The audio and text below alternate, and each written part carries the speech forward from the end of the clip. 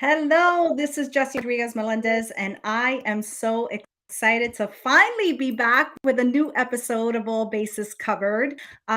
This is All Bases Covered, and welcome to Spanglish World Networks on Zingo TV channels 249, 250, and 251. Please remember to download both the Zingo TV app on the respective app stores on iOS and Android devices. While you download, make sure to rate and leave a comment. The app is free. Zingo TV is also available on Google Chromecast, Amazon Fire and Fire TV sticks, Roku and Roku sticks, also on all smart TVs 2016 and forward. So we are super excited to finally be back with you guys on All Bases Covered. I have an amazing show for you guys today. And for those of you that perhaps are not familiar with the show, All Bases Covered is a show that I started to highlight what is going on in the sports industry, specifically, mostly with youth sports.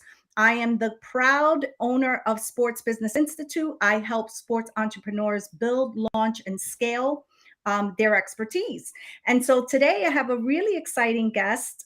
He's going to be joining us, and he's going to be talking about a new app that he has co-founded so that he can help sports facilities and organizations streamline their businesses. And so I'm super excited to have Jeet Mehta join us today.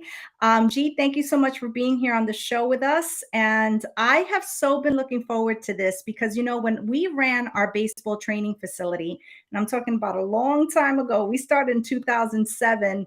We had a hard time because I used to have to do a lot of things that really, were hard to sort of bring all together and streamline.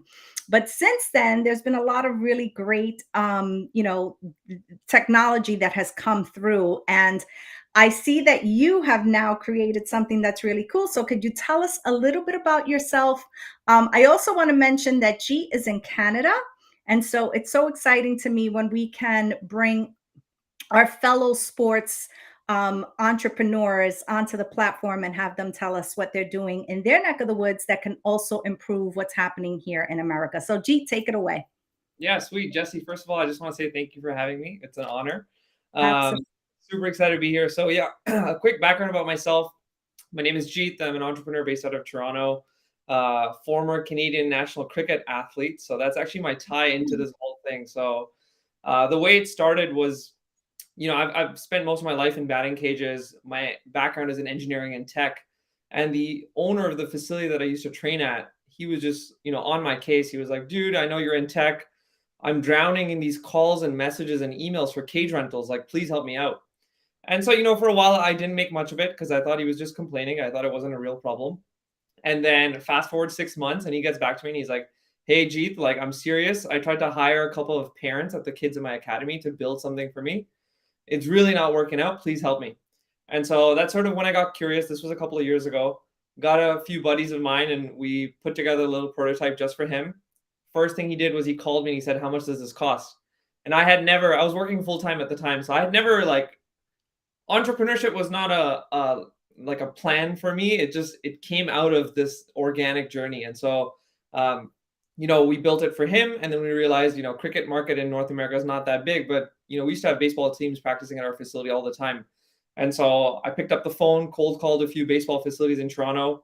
And again, there was interest. And then, fast forward, 12 months, 16 months from there. And we're doing well. We have facilities all over the US and Canada on board. And it's been really exciting. I think one of the things that maybe you touched on this just earlier in your intro is we naively jumped into this. But I think one of the things we quickly realized was that the space is very antiquated in terms of the tools that exist. eSoft Planner has been around since 1998. Easy Facility has been around since 2012. And so I think a lot of the tools that owners are used to using or almost forced to use aren't, up to date with what people expect from an app like Instagram or for an app like Gmail. So we're just hoping to, shake things up, bring a really modern touch to the space and hopefully free up time for owners so that they can spend more time in the cages and not on the computer. And so the one thing that I think we've missed is we haven't said the name. application. So could you tell us what it's called? Yeah, sure. It's called Swift App. You can just go to RunSwiftApp.com. Most of our customers are in baseball and softball, but we're starting to see interest in hockey and soccer as well. So, yeah, that's sort of how it's branded. And so yeah, and I'm particularly interested in meeting up with you because I service many different sports entrepreneurs, sports facilities and organizations. Particularly, I have a very big client that's like really building like wildfire in the volleyball space. Nice. And so I'm going to tell you some of the things that I had encountered when we had our baseball facility, and tell me if this is something that now your app provides your services. And so one of the things that were always really challenging for us is that we had multiple seasons, right? We would have the spring season and we would have the fall season, and then we had winter camps and we had clinics and we had memberships. And does any of this sound familiar? 100%. This is all music to my ears. So this is definitely some of the stuff. I'll actually let you continue because I feel like you're onto something there. Yeah. And so I used Constant Contacts, which was, which I still do actually, to communicate. But what was difficult was finding a platform that spoke my language, that spoke what I needed from my facility.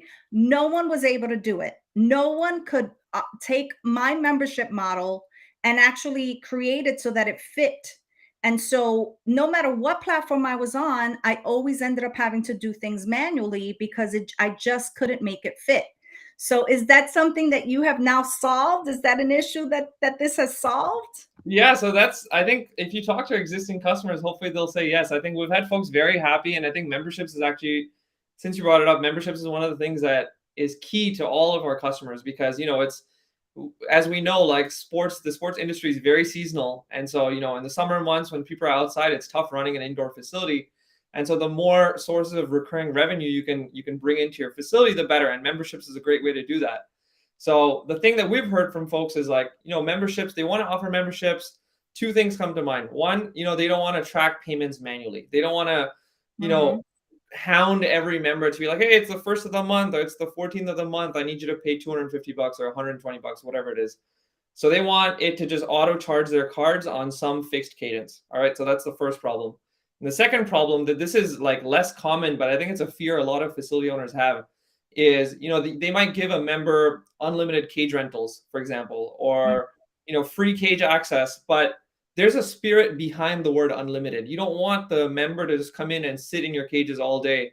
and have them eat away from your profitable times in the evening, or you'd actually rather give it out to teams. Um, and so one thing that we've done with the software, obviously, it takes care of the payment side automatically with credit card payments and so on. But we've also built in abuse protection. That's what we call it, where you can give them unlimited cage rentals, but you can also set limits on how often they can redeem those cage rentals. So you can do like one free cage rental a day, two free cage rentals a week, et cetera, et cetera. And so you can set all these limits where the members now actually the software fits your business instead of vice versa, where you have to change your business to fit the software. Uh, so Yeah. yeah, so that's sort of how it's structured so far. So one of the things that I created, you said something that was very key and something that I think every sports organization or facility at least has struggled with, and that is downtime, right? And so one of the things that I created in our facility was the baseball homeschool model. And a lot of people weren't, when I said that I was creating it, everybody called me crazy. And then COVID hit, and everybody was calling me and asking me, how do they do it? Right. Right. And so, um, when you decided that you were going to go ahead and you were going to create something so that you could help sports entrepreneurs, um, from a business perspective, because I always like to have people talk about what made you say, okay, I'm actually going to do this. I'm going to make it happen. Because a lot of people want to get into business, especially, and I'm just going to take the plunge on this. You look like you're young. And so what made you say, you know what? I'm going to do this. I'm going to have confidence in myself and I'm going to do it. Yeah, great question. I think honestly, the biggest thing for me was that the problem was so close to home. So I think Mm, people, myself included, when you try and think about like, oh, I want to start a company, I want to start a business. I think people are like almost searching for a problem or an idea to solve, but they mm, often neglect the things that they face day to day or that the people close to them face day to day. And usually those are the things that are the best to solve. So I felt like if I had done like a brainstorming session with my friends and tried to come up with like things to build, it would have just ended up being like a really poor idea, something like Uber for babysitters or something, like things that sound good, but they're not actually valid businesses. We felt this pain point from the owner that where the facility that I was training at, and it was so real and visceral from the way he was telling me about his day to day. It just made sense. Like, we want to just help one person, and I think that's sort of where it started. It started small, and it turned into a business.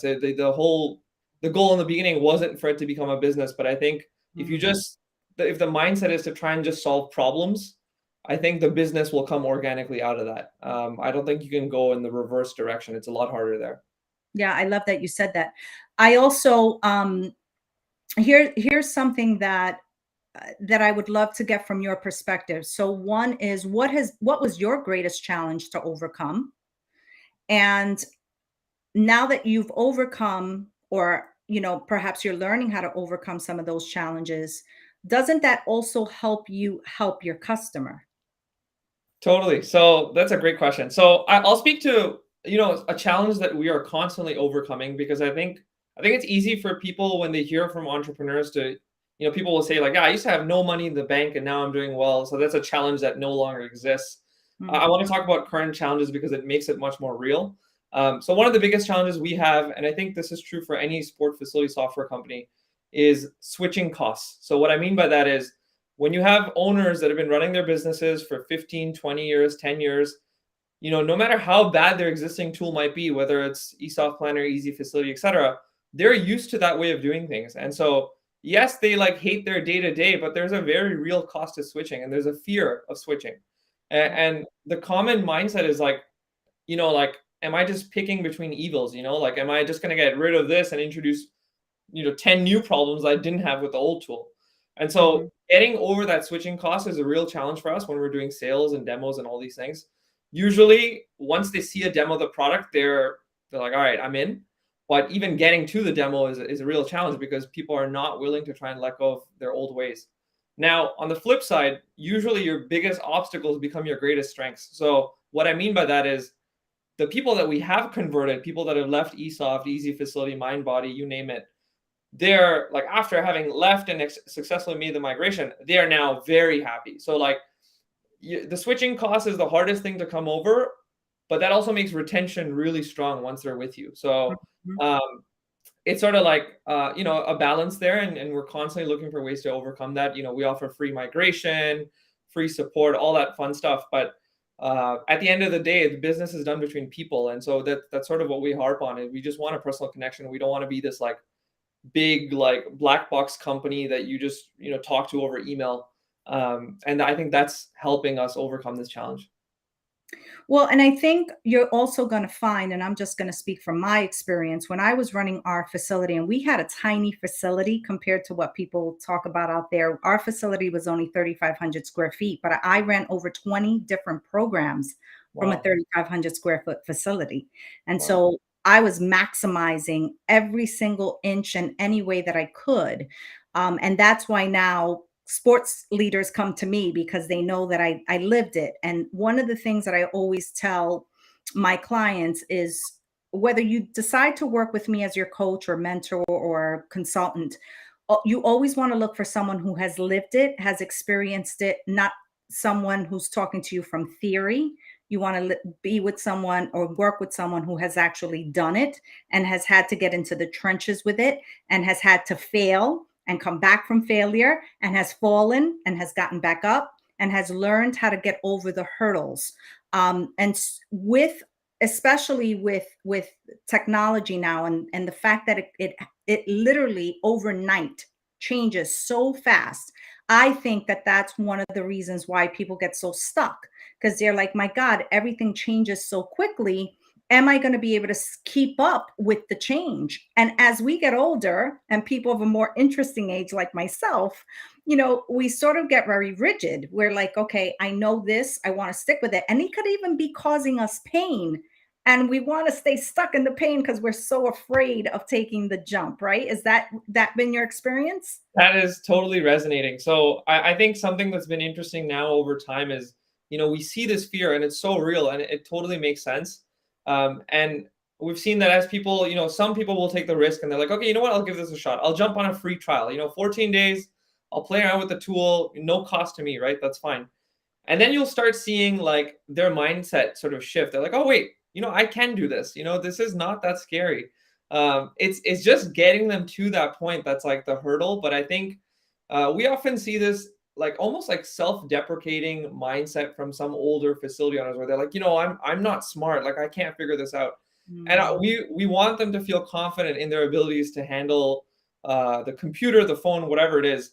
And that just, if they're not able to figure out the software, that's not their fault. It's the software's fault. And I think that's like a mindset that we try to bring, where if someone can't figure out what to do in our tool, that's not their fault. That's the tool's fault. We should have found a way to make that easier. And so we are really, over time starting to see the mindsets of people that shift, and they actually start feeling like, oh, they are more comfortable with tech. They, maybe it's not that scary to make that switch, but there's definitely a real hurdle there where, it does seem scary. It's just a matter of sort of overcoming that over time. And so what type of sports facilities or organizations are you working with? Yeah, great question. So we have folks like 180 Performance Center in Texas. We have the largest baseball facility in Toronto. It might be Canada. I don't know, because Toronto is Mhm. the biggest market in Canada, called Baseline Sports. We have facilities in Florida and in New York and California. There's been a lot of organic growth over the last 6 months, I would say.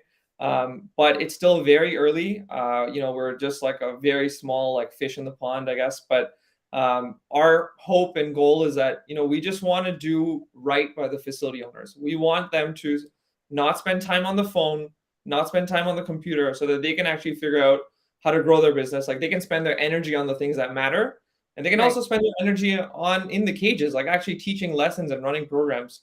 um, and so that's sort of the goal for us, is we just want facility owners to free up time and mental energy. And yeah, we're working towards that goal relentlessly. So one exciting thing for us is like it'll be our first year in Nashville at the ABCA conference in January. Mhm. And so that'll be a real like fun event for us, I think, as the co-founding team, because we're gonna get to see a lot of our customers face to face, even potential customers at the trade show. I'm really excited for that. I'm really excited to sort of meet the baseball community like all in real life. It's gonna be fun. And so you're really only working with baseball then, is that?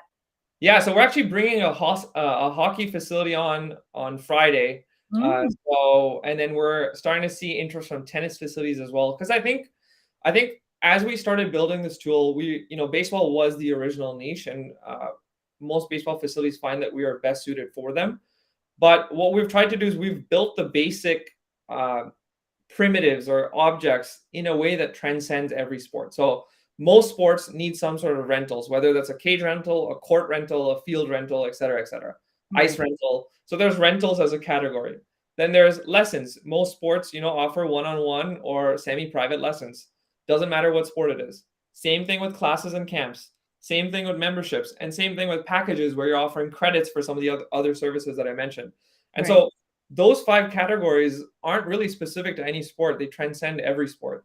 exactly. And so we've tried to build a software in a way that it does really work across sports. I mean, there will be some specific things, like if you want the software to give you like the tee time for like a golf course, like that is a very specific thing that it might not do because it is a bit more generic. But Right. uh, generally, we've found that if you have an indoor sports facility, like this tool will work well for you. Well, and let's take it a concept further. And here maybe you have already thought about this. A lot of facilities are actually starting to be indoor outdoor. So there's places that are actually, I mean, I've seen facilities that now have their own fields. Yeah. I mean, it's incredible what's happening out there. And so, that is another way for you guys to sort of think, okay, now we got to start thinking a little outside the box here, because now you're looking at, how do I run, if I'm a sports facility and I'm looking at, I have outdoor space, I have indoor space, I have other locations that I can actually rent to add to my revenue. I mean, there's a lot that can be unpacked there. So, that's another thing that we were challenged with, because eventually we started to run. I had 13 teams at one time, Wow. and I Wow. had to, I was very effective at creating a wonderful support system with our teams. And I had a really great structure for it. And so I always felt like I had eyes, even though I wasn't there. I had a great way of setting that up. But that in itself had become a challenge, because I'm like, my God, my software doesn't allow me to Yeah. have the ability to look at one platform and say, okay, I know where, my 10-year-olds are, I know where my 13-year-olds are, I know where my 17-year-olds are. I had to literally, I had a huge board, and I used to look at the board, and I used to be able to look at what I had, and I used to have to take a picture of it, so that then I could, like, these are the kinds of things that used to drive me crazy. I used to say, my God, I need a platform that can fit what my need is. And so I'm glad to hear that you guys are, creating it or have created it already, because I know those are the things that plague a lot of our, sports facilities. So talk to me, what makes it user friendly for parents? Because I know that those are generally the people that are going to be doing all of these things on, getting their kids registered and all of that stuff. So what makes it user friendly for them? Yeah, great question. So one of the things that we saw almost outright when we started like looking further into the industry is, a lot of the older tools, they help the facility owner on the scheduling side and, assigning instructors to different spaces and all those things. But one thing facility owners really want to do is free up the time that they spend on the phone, which means give parents and athletes an ability to book services at their facility online, pay online, so that they don't have to call in, and on the facility owner side they don't have to take the calls. Um, and so that's, we almost like think of our product strategy as like twofold. One, we want to make the software as easy to use for the facility owner, so they don't need any training. There's like, in 1 hour they can get set up, like very minimal setup. That's on the facility owner side. But for the customer, so for the athlete or parent, we want to make it almost as easy to check out as if you were buying something on Amazon or on any store online. And so if if we have time, maybe later, I'd be happy to show you the way the product works. It's almost like 3 clicks and you're out, and you check out the rental and you're done, and you pay online. And so we've found parents and athletes have just been overjoyed with the amount of time that they're freed up. Now they don't have to call the facility owner and be like, hey, is there time for Timmy to come in at 4 p.m. today? They can see the times online, they can book the times online, and they can pay for the times online. And with parents specifically, now we have this concept of family accounts. So parents can add kids to their family, have one payment method stored under the parent's name, and parents can sort of book for their kids. So on the facility owner side, you'll see the kid's name as well as the parent's name, because you can sort of make that connection between the two, and the parent can easily book the kid. So what we're hoping to do is also give families a way to easily see when their kids are booked at different things. So Mm. a single family will be able to see a calendar view where, let's say I have 3 kids, Susan, John, and Timmy have cage rentals and lessons all at different points in the week. I'll be able to easily track that and maybe even sync that over to my Google Calendar so that it's all there. So yeah, we're trying our best to make sure that, whether you're a teenager, a youth, semi-pro athlete that can book on their own, or whether you're a parent trying to book for their kids, the experience is just as effortless. It should, not be more than 3 clicks. So now I'm going to ask you an interesting question. What happens if a business owner has multiple facilities that are in two separate, totally different genres? Great question. So generally, the way it works is every facility that comes onto Swift, they get their own branded booking page for that facility. So if they have multiple facilities that come on, each facility will have its own page. Now, as we get more enterprise clients that might have 4 or 8 different facilities across different sports, we can build a view that's sort of across facilities. So imagine I Mhm. have So my background, just for some context, I used to work at Shopify as a product manager before I started getting into this, into building Swift. And one of the things we did at Shopify was, let's take Allbirds as a brand. So Allbirds is a shoe company that does really well across the world. Now they have stores, Shopify stores in every country, but they also want to view across all their stores. They want to be able to see how much revenue they're doing across the 20 stores that they have. So that view is something that we'll build into Swift, where if you have 4 facilities but you're the same owner across these 4 different sports, you'll be able to see analytics, customers, all that stuff across these 4 facilities, regardless of what sport each facility is a part of. And so I would assume, and you can correct me, I mean, you're the tech guy, but let's say you would be able to see what you've registered a kid for in these multiple locations, let's say. Correct. Because I think those are the kinds of things, when I used to run my facility, we'd have kids that were, for example, they were a member, right, of my academy, but then they were also a team member. So they were a player. And then they were coming to my camp in the summer, or they were coming to a holiday camp.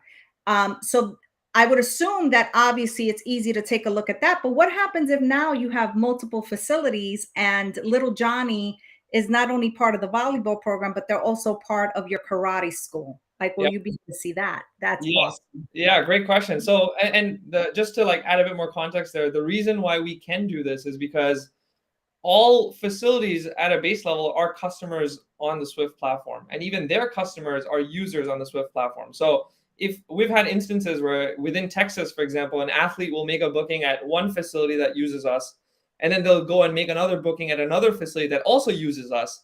And from our perspective, we have data across both of those facilities, and so we can easily surface that when needed. That's fantastic. How interactive will it be with the actual player? Yeah. So I guess, could you elaborate? What do you mean by that? So let's say, because this is where it starts getting fun with the kids. Let's say if the kids are on a team and they want to communicate within just the team without parents, they just want to communicate amongst themselves. They want to talk about practice. Is there the ability to do that? So that's a good point. That's not something that exists in the product yet. I think we've talked a lot about, yeah, we've talked a lot about integrating with existing tools. So I think one stance that we have is we are going to be the best, sports facility management software there is. But there are a lot of things outside of just managing the sports facility that owners will need. So they might need email marketing, they might need SMS, they might need, team management where coaches can talk to their own players. And so Yeah. instead of us trying to be the expert in every single thing and then end up building this mishmash of a tool that I feel like that's how you get a tool that's too complicated to use, where it does a little bit of everything and now it does nothing. Right. And so our sort of product philosophy here is that we want to be able to integrate with the experts. So, TeamSnap is a very popular app for managing teams and communication between players. So we'll build an integration with TeamSnap so that all the data that you have in TeamSnap will work with Swift. They'll talk to each other, but we don't need to build that in-house. So that's sort of the approach I think we'll take moving forward. Is there's a ton of different tools that do a ton of different things, and Swift ideally will be able to talk to all of them so that those things can live in one spot. I love that. That's fantastic. Yeah, and because for me, I'm looking at it from both perspectives. I'm looking at it from the business perspective, but then I'm also looking at it from the parent perspective. And then we never want to forget the player because they're the most important part to all of this. As you and I can attest, if the kid isn't happy, the parents aren't happy. And Yeah. if parents aren't happy, guess what? Facilities are not happy. I Yeah. mean, that's just really how it goes.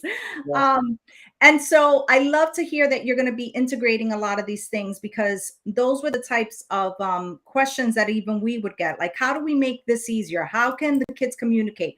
How can coaches communicate with each other without having to, pick up a phone? Like, can they, we're all in the same facility. Is there a way for us just to streamline all of the communication? Right. So I think that that's where the greatest need is not only being able to get them obviously we want to get them registered easily, but then also take it beyond that. It's not just registration. There's a lot of things that happen. And communication is the biggest part to this. Like them being able to communicate with us being able to communicate with parents, parents being able to communicate with coaches, and even for staff. So like, is there the ability for in-house staff to be able to communicate with one another? Yeah, so the cool thing with Swift is that each of your staff members can be added to the platform with their own account and their own permissions. So we've often heard, Nice. instructors are usually on contract. So you might not, as an owner, you might not want your instructors to be able to see your entire customer list, for example, or you might not want your instructors to be able to see how much how much money you're making at the facility. But you do want them to be able to schedule kids in for lessons. You do want them to be able to schedule kids in for semi-private things. And so you can sort of set permissions and give these members an account so that they can come in and all the staff members can live in one spot and do their thing and talk to each other, but they will always have the amount of permissions that you give them as the owner. So that's definitely something that's top priority for us, and it's already a part of the product. The one thing I will add, though, I think you sort of hit the nail on the hammer there, or vice versa, is there are lots of cool opportunities for us to serve athletes. And so another thing that has come to mind, again, it's not part of the product yet, but we're constantly, curating these things of better ways to serve the athlete and the parent and the facility owner, is footage. So, a lot of facilities now are starting to add lane cameras. So you have cameras in each of these cages, and, Tommy does a hitting session and they want to see how their swing is improving over time.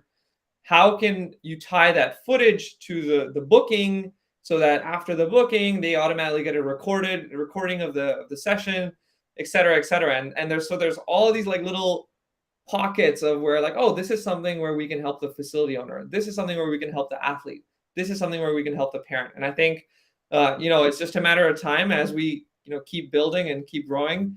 We'll just hope to sort of serve all of them. Well, and I think another big part of that is where you're going to find that to be attractive and also helpful is when a kid is trying to get recruited, Yeah. right? So if a kid is trying to be seen by a college coach, or they want to put themselves out there so that they can showcase their abilities. I think that that's great for that as well. Totally. Yeah, really cool. I know that one of the things that we would do, that's something that was really big for us. We helped over 100 of our kids get scholarships for college through our organization. And so education was a huge component to everything that we did in our facility. And I'm a huge proponent of that, like really pushing an athlete to help them use their talent to get higher education. I mean, that really should be the essence of this. And so finding a way to use your platform to make that happen is really, really, I mean, that's phenomenal. So and I've sort of gone through it myself too, where I've had to, in high school and university, I'm trying to, cut out game footage or video footage of my practices to be like, okay, now maybe this is something I can show to the selectors, or maybe this is something I can show to the scouts. And so if the facility that you're training at just makes that easier for you, like that's, even better. Yep, absolutely. And if you're able to help the facility make that easier, that's even better. Exactly. Right? Yeah, totally. So if you're just joining us now, we are live on All Bases Covered with Jeet Mehta, and he is with the Swift app, and it's an application that actually helps sports leaders and facilities and organizations streamline a lot of the stuff that happens within a facility, or within that organization, mostly dealing with baseball at the moment. But Jeet, you said that you're also going to be focusing on helping some other sports organizations and facilities also build on other fronts. For those of you that perhaps are looking for something to streamline your business, to make it easier to run the day-to-day operations, Jeet, how do they contact you? How do they find you? Yeah, so you can just visit RunSwiftApp.com. So that's RunSwiftApp.com. And there's a big book a demo there. You can just click the button and schedule a time that works for you. Obviously, the demo is free. It'll be 30 minutes and you'll get to see the product firsthand. Or you can also email me at Jeet@RunSwiftApp.com. So what happens if you're dealing with an organization that's not quite, um, they haven't really done any of this? What are some of the steps that you walk them through? Yeah, so the entire process is sort of like white glove. So we, initially when we have the first conversation, we actually try and make sure that they are a good fit for us. So there'll be lots of times where we'll talk to facility owners, and they're sort of like playing the field, seeing what's out there, but they're not ready to make the switch, or they have one or two major fears that they're hoping to sort of talk through. And one of the things, the things that we benefit from is having talked to so many facility owners, we're able to see the things that work well and the things that don't. And so when people come up to us with these questions, we help first of all address these questions firsthand and make sure that they feel comfortable making a switch, or if they feel comfortable even knowing that they want to do a switch. So that's first. We have like a qualification call where we'll just like talk to them. It's a very informal conversation. Once we understand what their fears are and what they're hoping to accomplish with this new tool, then we'll show them a demo where it'll sort of, we'll touch on exactly the fears and things that they brought up. So we want to personalize the demo as much as possible. Like, hey, if the biggest thing in your business is memberships, like we're not going to waste our time showing you about like waivers, for example, like because you don't care about that. Your biggest thing that you're hoping to accomplish is streamlining your memberships. So that's just an example, but we'll personalize the demo and then we'll do a call with them again later if they're ready to come on board, and we'll give them a 14-day free trial. We'll actually set up the facility with them. So it'll be an hour-long call where we do the facility setup. They're sharing their screen, but one of us in our team is there helping them do the setup. Again, we know how scary it is to make the switch sometimes, especially if you're coming from an existing tool. So we try and be as present as possible in the process. And from that point on, they're on, they're off to the races, and they're able to contact us by phone or email, whatever they want, anytime. And that sort of worked really well for us. Even people that have the largest fears and sort of anxieties about making a switch or adopting a new tool, with this much hand holding and communication, usually by the end, they feel very confident in taking the action. And what is your form of support? So is it like right through the app, or do they go to the website, submit a ticket? Like, how does that work?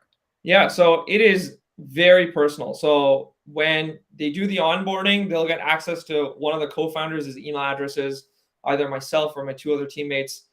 There's a chat bot where on the actual website where they can talk to someone else on our team. But generally, if there's a burning question, or if there's a issue, or if there's a concern, they can easily escalate and talk to any of us if they want to. And so whether that's email or text, we've maintained a very personal relationship with all our customers. And what we find is that, over time, initially as they're getting started, the concerns and the questions are the loudest, right? Like you're still learning the tool, you have questions about how this works or how that works. But once you're sort of learned the tool, in a couple of weeks from that point on, there's not many questions that we see from facility owners. Usually then we'll do the reach out. So I sent literally a text to one of my customers last week, and I was like, hey, so-and-so, like, how's it going? Just want to check in. How are you finding the tool? They're like, yeah, it's great. Like, no concerns. And so we'll try and do these things where we keep that connection going regardless of whether they need us or not. But that's sort of how it is. It's a very personal support process. Love it. So here's a prime example, and I just have to mention this. Sure. So often most athletes they're consumed with the thought of becoming a professional athlete. And that's a wonderful thing. I think that anybody who's working hard should have a dream, especially if you're in sports and your ultimate dream is to be a professional athlete. But not everyone is going to be able to reach that. And so here I present to you two people.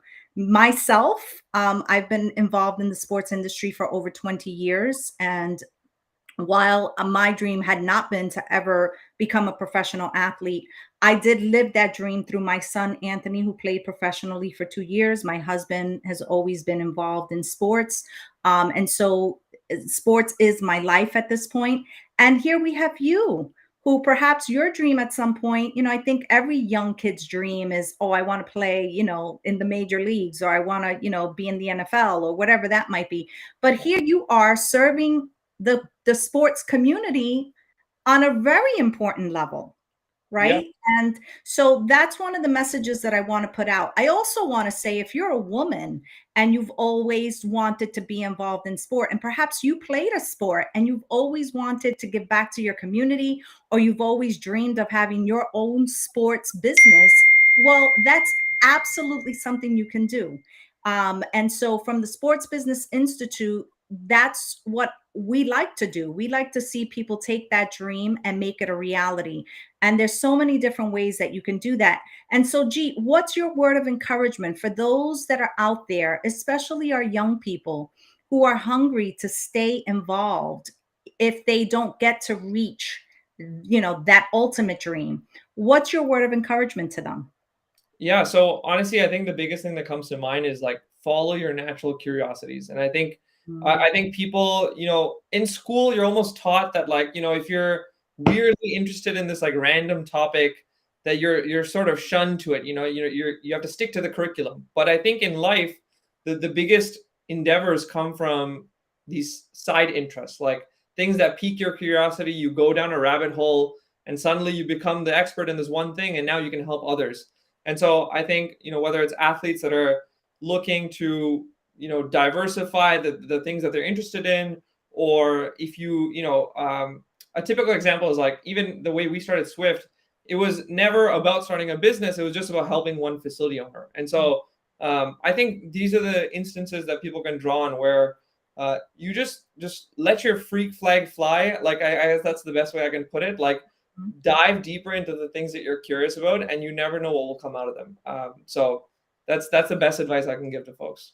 Well, and one of the things that I always like to say is that when you're passionate enough about doing the right thing, these kinds of things then have their way of finding you, right? And so Um, I always say that letting it happen organically, the way you said, um, I'm sure that you find that although, people think that because when you're working in something that you love, that you don't encounter the challenge. Absolutely, the challenges will come. But the love that you have for it makes it feel so much more bearable. yeah, It's like we're going to have challenges in anything that we do. So why not get challenged and overcome the challenge in something that you actually enjoy and that you love doing and are passionate about, versus having to overcome the challenge in something that you're just doing because you have to do it, right? Like, that is isn't such a good point. That is such a good point. I think like everybody is going to face problems regardless of whether the thing they're passionate about, if they're passionate about it or not. But ideally, you want to get to a point where you're happy with the problems that you have. And I think that's exactly right. What you said is so true. And it's a great example for our athletes. And so, if you're a sports leader and these are the types of things that you're encountering, well, what a great example you're now setting for your athletes to teach them and to show them that in all kinds of situations, there's going to come that time when we're going to want to throw in the towel, right? And it's like, well, you know what? This is the time for us to really show true leadership. Now is the time for us. And in business, it happens all the time. There's so many, even in sports, even some of the sports entrepreneurs that I work with, there's plenty of times that they're like, my gosh, this just feels like it's so overwhelming. And I always say to them, well, I'm glad that you've gotten to this point, because if you were in a job that you hated and you still had to overcome that challenge, how much worse would that feel? And they're like, oh my God, that makes a lot of sense. Like, at least I'm doing something that I really love and I'm creating an impact through. Because I think that what I want you to realize is that with every facility that you're helping, you're also helping an athlete. Yeah, And that's always a good thing. yeah, That is always a good thing. I remember when we were running our sports facility, and then I said, okay, now I'm going to go out and I'm going to help all kinds of sports leaders. That was my thought process. It's like I was limited because I was in a facility that was only 3,500 square feet. And yes, we were able to serve the masses, but my God, now with me working with other coaches, I now have been able to do this more on a global scale right. versus staying within a city. Now I've grown to actually states and beyond. And so that's a concept that I think I'm sure warms your heart when you know that you're helping a sports leader or sports, facility, and in turn that also helps that athlete. It Because at does. the end of the day, that's really what this is about. Totally. I think like the two stories that come to mind when you say this, on the facility owner side, we talked to someone and they were so frustrated because they're like, I haven't taken a vacation with my family for 3 years because I'm constantly on the phone. And they came on board and 3 months later they went to Disney World with their kids. And so that, like, more than anything else, like, I think that it makes me really happy about what we're doing. And on the athlete side, we actually went to sort of like volunteer at one of our Canadian facilities just to spend the day there and see how they're using the tool. And Mm. it's so cool to see athletes come in and they say, yeah, I made a booking online. Like, they just walk into the cages, walk out, have a good session. They're getting better.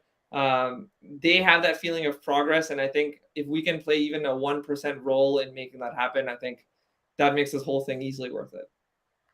And so Jeet can be reached. Again, tell them where you can be reached and how do they find you? I know, are you on any of the social media platforms? I am, yeah. So again, my email is Jeet, so that's JEET at RunSwiftApp.com. You can also go to the website, RunSwiftApp.com. And on Twitter, I'm at, I think, Jeet25_M. Twitter's like my main social, I would say. Okay. Facebook and Instagram is more personal, but Twitter, I talk to people all the time there. So definitely reach out. Awesome. And so if you're in the sports world and you're looking to streamline any of your day-to-day operations and the flow of that operation, you definitely want to reach out to Meet. And if you are a sports entrepreneur or hoping to be one, you can reach out to me, Jessy Rodriguez Melendez, Sports Business Institute. I can be reached at jrmpcc@gmail.com. I am on Facebook. I am on Instagram, and I can also be reached on LinkedIn. And again, the reason why I love this show is because this is a show that really is showcasing and highlighting anyone that's dealing specifically in the sports industry, sports leaders that are out there that want to get their message out, that want to create a bigger impact in their communities. Perhaps you're afraid to launch. Perhaps you don't know where to begin. Give me a call and I will walk you through the process. And I'll tell you, it's something you will never regret because making the difference in the life of a youngster is always a great thing. And they say that it takes a community to raise a child. And absolutely. And I think that that's more true than ever. Wouldn't you agree, Jeet? Totally, totally. There's a whole support system behind every story. Yeah, absolutely. And so here you have two people that are willing to serve you. Reach out to us. We will be more than happy to help you make not only your facilities a better a better way to run your facilities, but actually a better way to grow your facilities or your organizations or our communities, because sports really can make a huge difference in the life of a young one. And so again, I want to thank you so much, Jeet, for joining us here today. It's been my absolute pleasure having you on. Any last word you might want to share? No, that's it. Thank you so much, Jessy, for having me. I love what you're doing. I think this show represents everything that we both love about the sports industry, and just keep doing it. This is awesome. Awesome. And we will definitely connect. This show can also be heard on Spanglish Radio Network. Please check out spanglishworld.ca for all the news and programming.